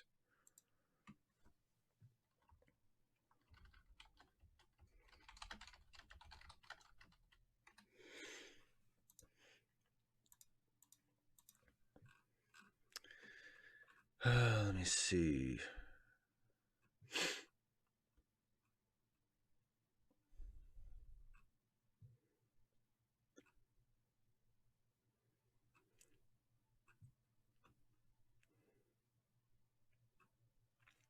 $255 AD says, my aunt and my mother told him I lied. Do you think that was the right thing to do? I love that they threw you under the bus. That was an act of self-preservation on the part of your aunt and your mom. That was them saying, okay, no, fuck this. We are not dealing with this. We are not having the Santa conversation now. We weren't ready for this. We didn't expect. No, he was full of shit. Sweetie, he was lying. There's totally a Santa, we swear to God. Which, you know, might only make it worse when the kid did eventually grow out of it and realize there wasn't a Santa. Like, oh, but you guys, you swore, like, you know. You told me to my face that there was a Santa when I had already had it spoiled, and you said, no, no, no, no, listen to your cousin. He's totally wrong. He's lying to you, right? That was an act of self-preservation. Was it the right thing to do? I mean, technically, no. I mean, you weren't lying. So for them to say that you were lying is wrong. Like, that's not cool. But is it that important? Not really. Like, it's kind of a low stakes lie. Was it the wrong thing to do? Yes. Is it that egregious of a sin? I don't think so. But no, I do not think that was the right thing to do. Jacob Monroe, would you like to have seen more of Tom Riker? Sure. If somebody came up with a good Tom Riker story, yes, I would be very curious to see more Tom Riker. Again, like I always say, like, not just for the sake of it, but I mean, the last we saw of him, he was being dragged away to a Cardassian prison camp. So I mean, there's probably some kind of Tom Riker story, some kind of compelling, worth telling or seeing Tom Riker story that somebody could come up with. So sure, absolutely. Liam Foley says, Steve, have you noticed that despite Data being emotionless and Spock being based in logic, both often use emotionally charged language? Yeah. And I think if nothing else, that is a testament to the fact that our language has evolved through emotional beings. Like, our language has emotion written into it because that's what we need from it, because we are emotional beings and we need our language to express our emotions and reflect our state as emotional beings. So it's kind of difficult to completely sap the emotion out of language. I mean, I think you can do it. And I think if you watch Spock, especially once the original series kind of gets up to speed and the writers figure out what it is with Spock, and the same thing with Data, like, that happens less often. But it still happens. Like, there's a point at which it's unavoidable. And I think it's because, we speak a language that was created for and by emotional beings, and it's reflected in our language. Super chat from John Burns. Die Hard is a Christmas movie. Why? 1. Hans Booby, I'm your white knight. Also, Alan Rickman, what idiot put you in charge? You did when you murdered my boss. Holly was a badass. Yeah, I mean, I will not fight anybody who says Die Hard is a Christmas movie. And the more important point to me, whether it's a Christmas movie or not, is that it's a good movie. Like, it's a really good movie.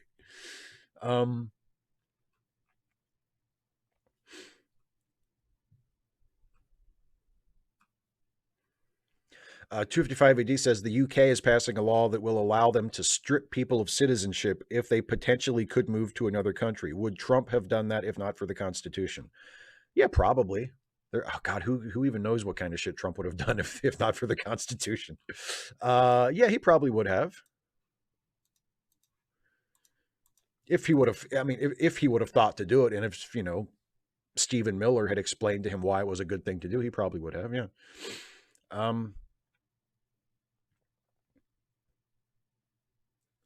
255 AD. I mean, I don't know.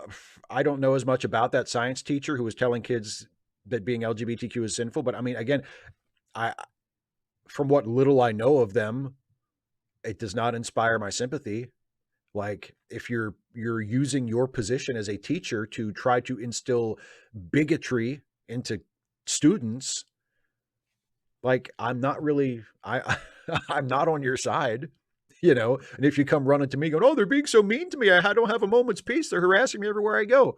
Oh, wait, are you the guy who told your science class students that gay people and trans people were sinful? And it was, well, then fuck you. Like,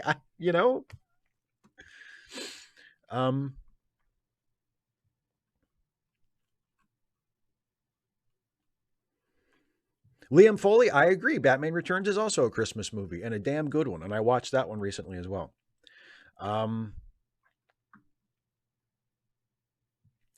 Ideas in the Gourd says, if you had to give advice to a Trek fan who enjoyed the later Treks, TNG onwards, but wants to give TOS a go, what advice would that be? I would advise them to enjoy, or try to enjoy, classic Trek on its own merit, to not try to force it into the rest of the franchise, or to try and make it fit with TNG and the later stuff. Just watch it as its own show and like it or don't like it based on how it connects with you, because it is very different from a lot of the rest of the franchise. Once the movie started and the sort of movie tone and aesthetic became the default mode for the franchise from that point forward, which is basically what happened. TOS stylistically and tonally and aesthetically can be kind of an outlier.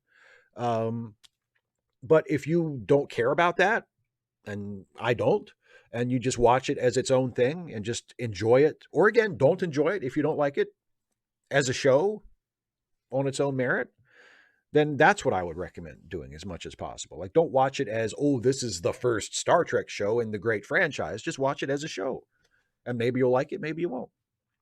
Oh, good night, Dana. Dana's leaving. Dana's turning in for the night, folks. Merry Christmas, Dana.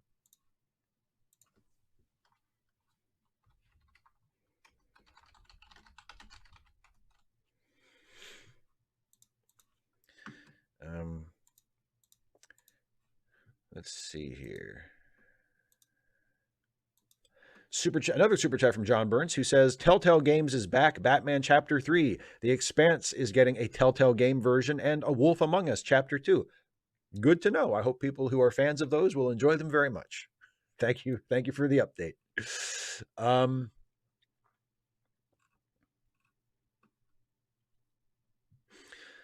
Some Random Geek asks, what was the most recent video game I played? Since I know you don't just play video games. As far as the most recently released, or like the most recently made, like, I have no idea. I mean, it's been years and years and years since I played like a new video game.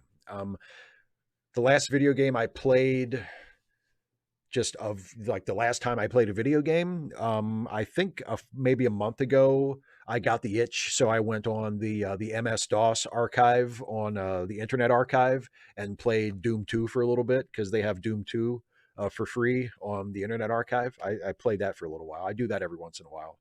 I get nostalgic for when I played Wolfenstein and Doom when I was a teenager on my computer in my basement. So that was, but I mean, God, Doom 2 is like a 30-year-old game.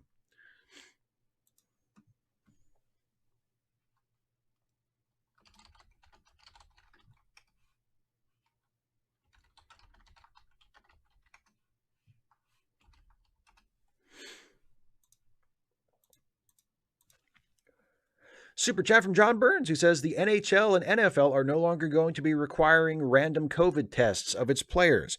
Now they will only be administered if players show symptoms. Well, I am not a fan of that. I don't think that is a very wise policy.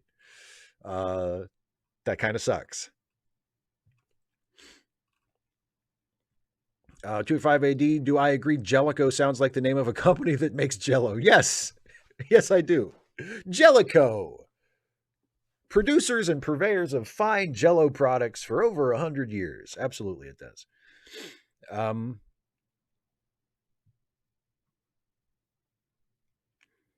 Derogatory Trek, says, would you like the idea that Thomas Riker was on the bridge of that ship in the season finale of Picard so that Will can stay on the Pente with his Imzadi? No, that needs to be Will. That needs to be Captain Will Riker on that ship at the end. No. He's coming right back. Is his Imzadi that clingy? Is Deanna going to be like, no, Will, don't go? He's like, I'm coming right back. It's for Jean-Luc. I need to help Jean-Luc. I'm coming right back. Get off my back. Like, no, that needs to be Will. That needs to be Will. Ideas in the Gourd says, how did you feel when Jesse asked you to voice act as Gene Roddenberry in the recent Sex and Star Trek video? Was there an audition process? You were fantastic, by the way. Well, thank you very much. That is actually, I think that might be it's either the second or the third time I have voiced Gene Roddenberry in one of Jesse's videos. So, I mean, as soon as she brought it up to me, I said, yeah, sure, I'll do whatever you want.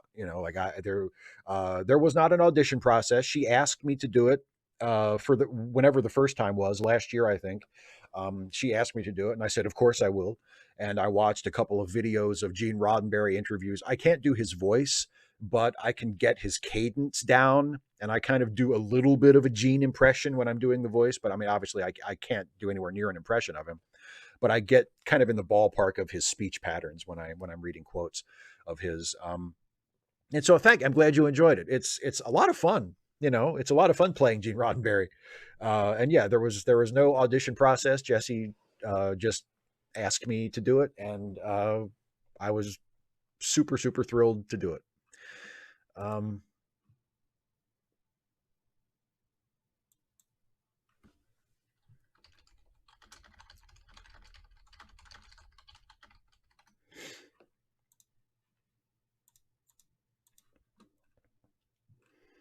Here's another super chat from John Burns, who says the new COVID rules for the NHL and NFL might have something to do with all of the players ending up on COVID lists without any symptoms, leading to problems for billionaires.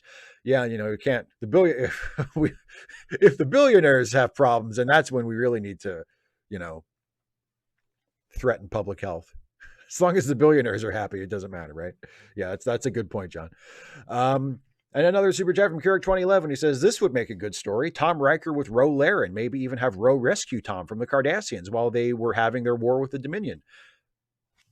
That's a good idea. There you go. That's a starting point. That's the germ of what could be a cool story. I like that.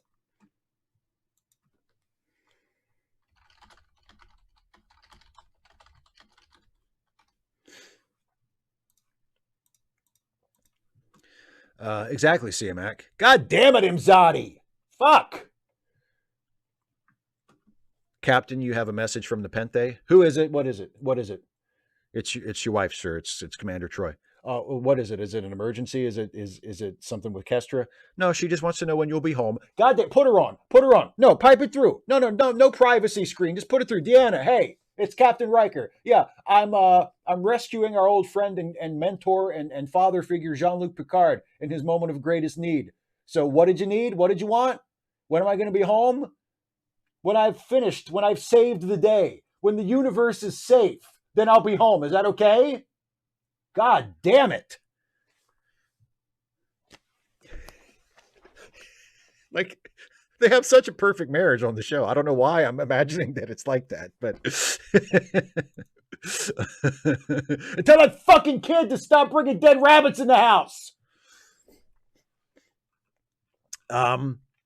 Super chat from Kemp Chalmers. Do you think Riker needs performance enhancers to keep up with Troy's middle-aged appetite on Picard? Yeah, probably. There's probably something in that pizza, or there's some kind of, some kind of like aphrodisiac effect in those little creatures that Kestra is constantly killing and having them eat. Yeah. Or maybe just like, I don't know, like a vitamin E shot. I don't know. But yeah, he probably, at his age, I mean, I'm told, I have not experienced this, but I'm told that there is a fall off in performance after a certain period, so, there's no shame in that. And it's the future. Riker, he could probably just wake up and give himself a little hypo spray every morning and he's raring to go, so yeah, he probably does.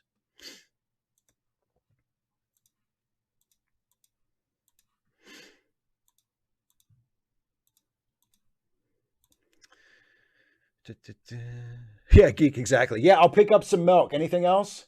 Milk, eggs. Okay, milk and eggs. God damn it. Is the replicator busted or what?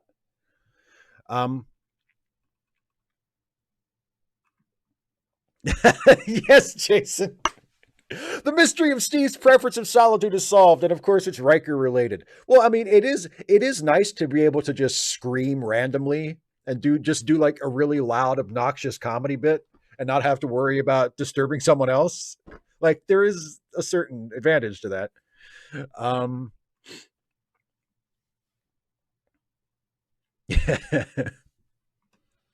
Ideas in the Gourd says, going back a ways to your shipping in Star Trek video, do you have any particular ship you like in Discovery or Picard? I got the feeling you do have a ship or two. I mean, not really. No, I mean, because I don't tend to look at it that way.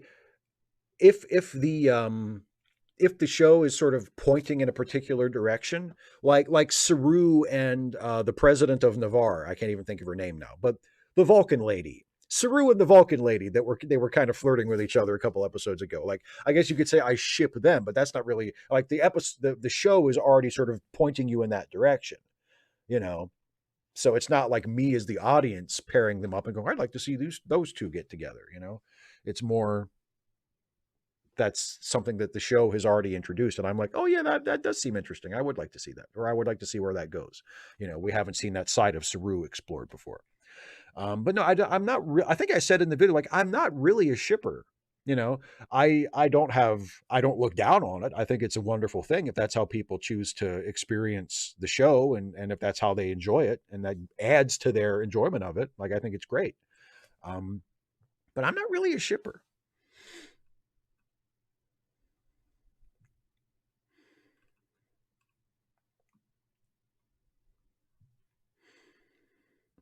Liam Foley says, on your recent video on Trek and comedy, you didn't mention Star Trek V, which really badly upped the comedy after Star Trek IV. Is that the reason Trek has a bad rep with comedy? Some of the comedy in Star Trek V is pretty bad. So, I mean, I'm sure that contributed to it. I don't think that's the reason. But I do think, I mean, some of the really big, like, over the top gags in Star Trek V, like the rocket boots and the turbo shaft, where it becomes like a cartoon where they're zooming all the way up to the top. Um, you know, those just, it's not a good joke. Like, the problem, because I know, like, a lot of, like, the really nitpicky nerds don't like that scene because of the number of decks, and because the decks are numbered in the opposite direction, which they did for the joke, you know, so that they would be going up instead of going down as far as the numbers. Like, there's reasons that they did that owing to the joke, but I mean, my problem with it is that it's just not a funny joke. Like, it's not a funny bit. It's like a bad slapstick bit, you know, and stuff like that contributes to the idea that Star Trek is bad at comedy, because I mean, those are bad jokes. Yeah, you know, but that's not the only reason. But that kind of thing, generally over the course of the franchise, I think is a big part of the reason for sure. Uh, John Burns with the super chat saying, someone talking about Rura Nepente. That's what that's yeah, that's what it's called when Riker has to sleep on the couch. When him and Deanna have a falling out, and she's like, you're sleeping on the couch tonight, buddy. He's like, oh, you mean Rura Nepente? And then she just completely freezes him out. Like, he thinks it's a hilarious joke, and she is just like, yeah, that's Rura Nepente, buddy. You think Rura Pente is cold? Rura Nepente is the coldest place in the universe.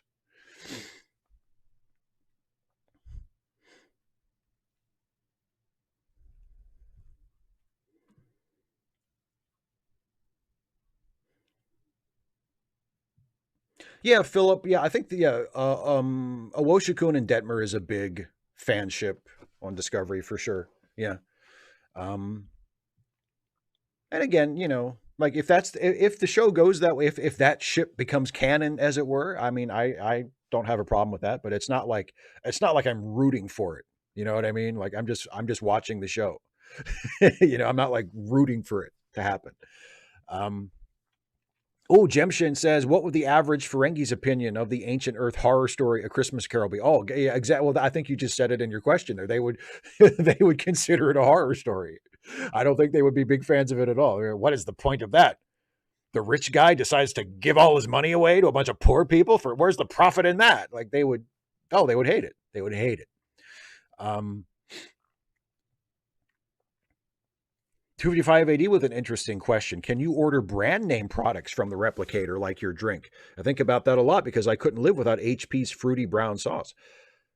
I mean, I would think by the time you get to the Star Trek era, by the time you get into the 23rd and 24th centuries, those trademarks and stuff are probably not enforced in the same way. Like, because there's no money anyway. So I mean, I think there is still there's evidence throughout the franchise that there is still such a thing as intellectual property. But I can't imagine it works the same way as it does for us, because in the Federation, money is not really exchanged. Like, money doesn't exist in the sense that it does for us. So I don't see why you couldn't order a Coke or whatever from the replicator and get a Coke instead of a generic brand soda. CMX says, and she, meaning Troy, can make him feel how cold her look is. Yeah, I mean that's what I'm saying. Uh, Ideas in the Gourd says, how do you think Will or Deanna would react if Kestra was a lesbian? Or do you think humanity has evolved past that even being an issue by that point? Yeah, I don't think it would remotely be an issue. I think especially with Will or Deanna, but I think with most humans, by the time you get to that era of Star Trek, of that fictional universe, I think that would be a complete non-issue, which is good, as it should be for us. Kirak 2011 says, my favorite comedies from Trek is TOS I Mud, TNG Deja Q, DS9 Green Little Men. I can't think of any for Voyager and Enterprise. Any ideas? Well, first of all, those are all excellent choices. My favorite of those three would probably be Deja Q. That's my favorite. I think, well, no, Tapestry, I think, is my favorite Q episode, but Deja Q is a close second because it's a really funny episode. And yeah, I Mud is great. Little Green Men is great. For Voyager, I know in my video I mentioned Bride of Chaotica, which is the Captain Proton episode where Captain Janeway enters the holodeck program to play the I forget the character's name, but yeah, I mean that's a fun one. But an Enterprise, I couldn't think of any. I did that. That was a joke in my video where I was mentioning other episodes, other comedy episodes of other shows, and I got to Enterprise, and I just kind of went like I couldn't, because I can't think of any. But I'm sure there are a few, and people in the comments mentioned a few, but I can't remember.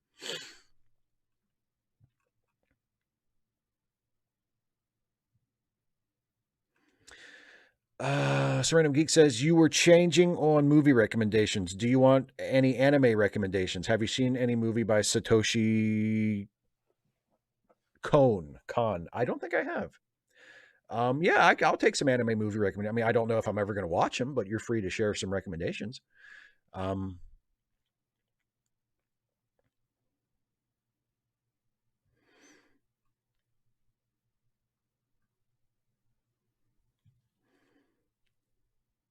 Oh, beautifulest one. Thank you so much. Wishing you and your family and the entire Ask Away gang happy holidays and a very happy. Thank you and the same to you, my friend. Thank you very much, and the same to you from the bottom of my heart.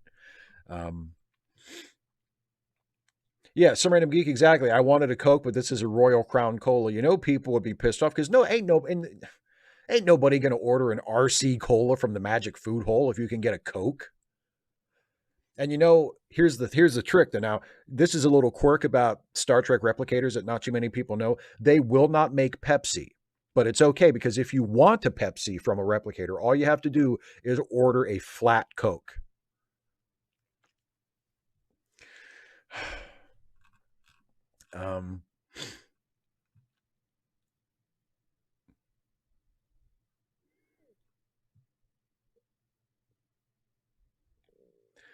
Andrew, the only good thing about the Dax Worf relationship is the ship names, Dwarf or Wax. Yes, those are both excellent ship names. Liam Foley, what movies am I most looking forward to in 2022? The only one right now that I'm kind of excited about is the Batman, and that's the only, like, I saw Spider-Man in the theater a week ago, and that was the first movie I've seen in the theater since COVID. Totally worth it. I loved it. I thought it was great.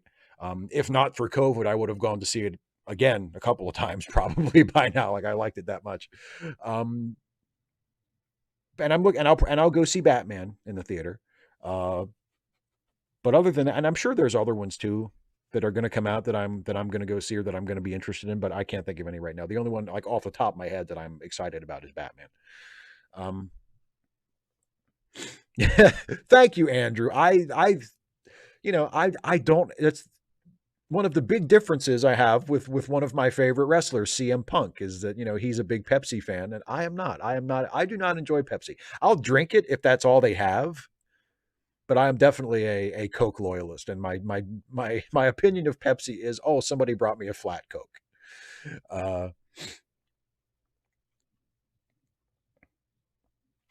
Oh, Ayeda Ayed says, I've enjoyed your essays on Star Trek and was wondering if you would consider doing one on Orientalism in Star Trek. Yeah, that's a possibility. I think I might write that one down for a possible future topic. I know you've mentioned that before.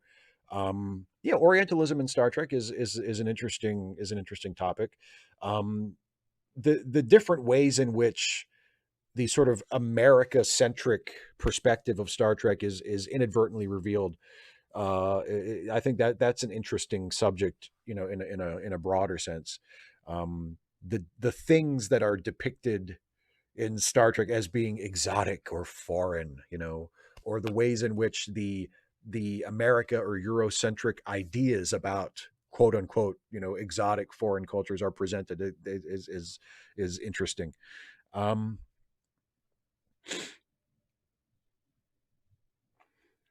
Jemshin says, what would be the average Klingon's opinion of the numerous adaptations of the Christmas truce, including the unofficial covering the unofficial ceasefire between the British and yeah, the Klingons wouldn't like that any more than the Ferengi would like a Christmas Carol.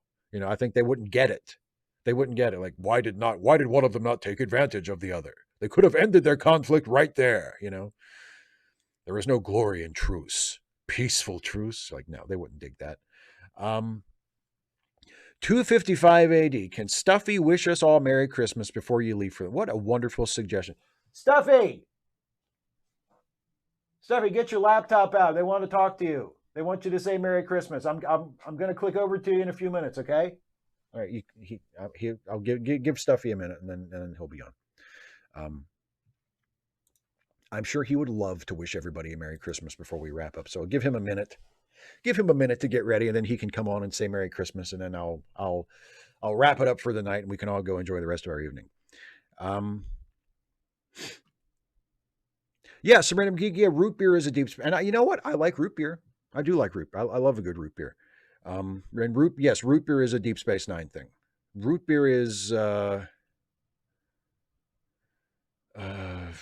I mean, it's sort of like it's presented as like the generic kind of human drink. Like humans, they drink root beer. So I'm sure there's a captain that enjoys a good root beer. Knit and Crochet Tiger says, do you think it would be cool if in Star Trek Disco Season 5 they have the host of Dax in the 31st century have a cameo? Yeah, fine. You know, I mean, I don't really dig like, you know, pointless cameos like that. But you know, I'm actually kind of surprised they haven't done that. I mean, they've done a lot of Trill stuff the last couple of seasons since they brought in Adira and Gray, especially. And I'm kind of surprised we haven't seen, you know, the 32nd century version of Dax. It wouldn't surprise me.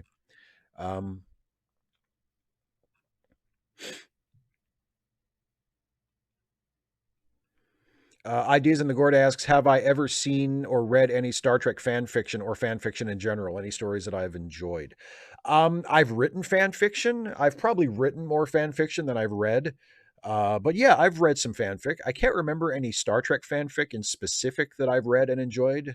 But I've read like Batman fanfic, and that's mostly what I've written in my life when I've written fanfic. It's either been like Batman or Superman or DC Comics related stuff.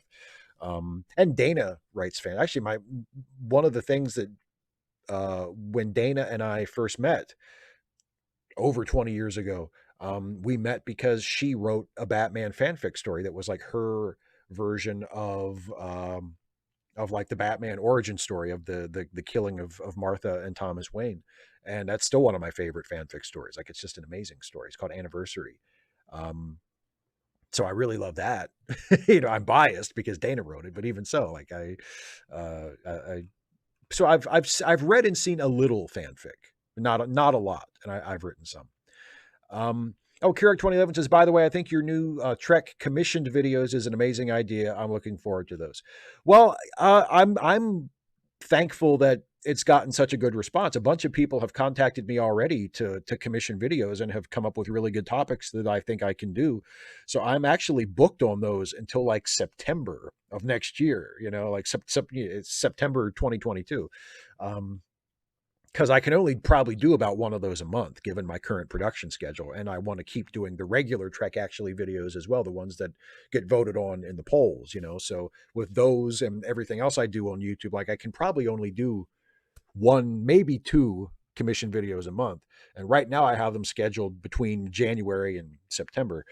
Um, and yeah, so there's been a really nice response to them so far.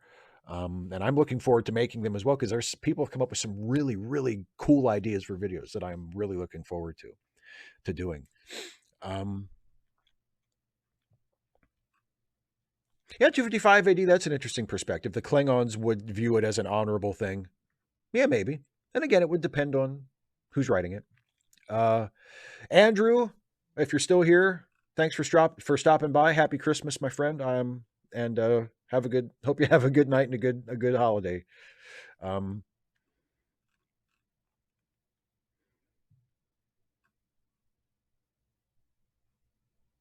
Okay, so I'm going to see if Stuffy is ready, and Stuffy can wish everybody a happy holiday, and then we will draw the festivities to a close. And one more from Jemshin here. Jemshin says, "What would be the reaction of the average Cardassian to It's a Wonderful Life and its depiction of the value of an individual in the lives and well-being of their community?" Yeah, I mean, I think they would probably, they would prefer to see George Bailey bow to the authority of the state, as opposed to seeing the community uplift an individual like that, because that seems to be the Cardassian jam.